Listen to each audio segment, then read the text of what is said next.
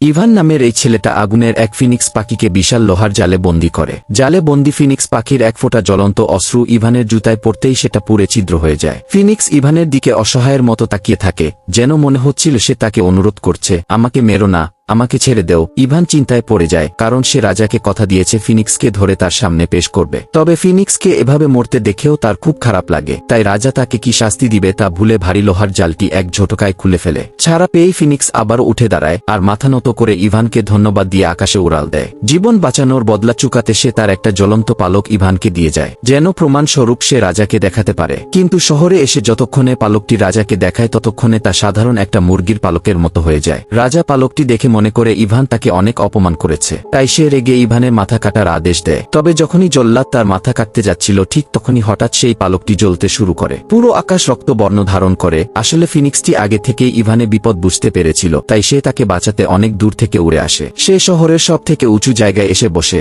আর তার উজ্জ্বল আলোয় পুরো শহর আলোয় আলোকিত হয়ে যায়। যা দেখে শহরের সব মানুষ মেনে নেয় ইভান সব সত্যি বলেছিল, তাই তারা তাকে হিরো মানতে শুরু করে। যা দেখে রাজা তাকে মুক্ত করে দেয়, কিন্তু মনে মনে সে বদলা নেওয়া শপথ করে। আর তাই সে ইভানকে বরফের রানীকে আনতে পাহাড়ে পাঠিয়ে দেওয়ার সিদ্ধান্ত নেয়। রাজা জানত এই সফর ইভানের জন্য এতটাও সহজ ছিল না, কারণ এখন পর্যন্ত কেউ সেখান থেকে জীবিত ফিরতে পারেনি। কিন্তু রাজা তো জানত না যে ইভানের কাছে একটা জাদুর গাধা আছে, আর সে যে কোনো অসম্ভব কাজকে সম্ভব করতে পারে। গাধার সহযোগিতায় সে খুব দ্রুত পাহাড়ের চূড়ায় পৌঁছে যায়। পাহাড়ের দরজার সামনে পাখির পালকটি আবারও জ্বলে ওঠে এবং শক্ত বরফের দরজায় আঘাত করে, যাতে মোটা বরফ পানি হয়ে ঝর্ণার পানির মতো নিচে পড়তে থাকে। তবে ঠান্ডা বরফে ইভানের পা জমে আটকে যায়, তাই সে জুতা খুলে আর খুব সাবধানতার সাথে পাহাড়ের ভিতরে ঢুকে, যেখানে ঘুমন্ত অবস্থা সে রাজকুমারীকে দেখতে পায়। ইভান পালকের সাহায্যে রাজকুমারীকে জাগিয়ে তুলে, তবে রাজকুমারী বৃদ্ধ রাজাকে বিয়ে করতে সোজা মানা করে। সে ইভানকে বলে, আমি শুধু কোনো রাজকুমার বা সাহসী যোদ্ধাকে বিয়ে করব। ইভানকে নিরাশ করার জন্য রাজকুমারী কিছু চিন্তা না করেই পাহাড়ের চূড়া থেকে লাফ দেয়।